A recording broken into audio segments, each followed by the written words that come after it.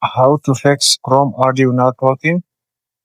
First of all, long press on Chrome app, then tap app info,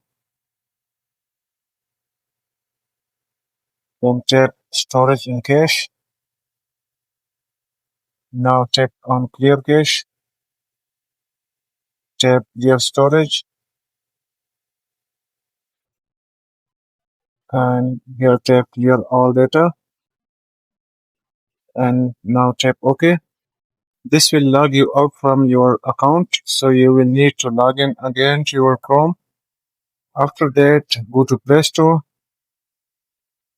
If you are iPhone user, then go to App Store, search for Chrome,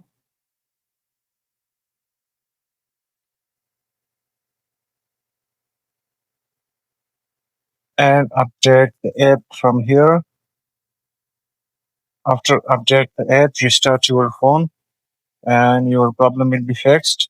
If it's still not fixed, then completely uninstall and reinstall the app.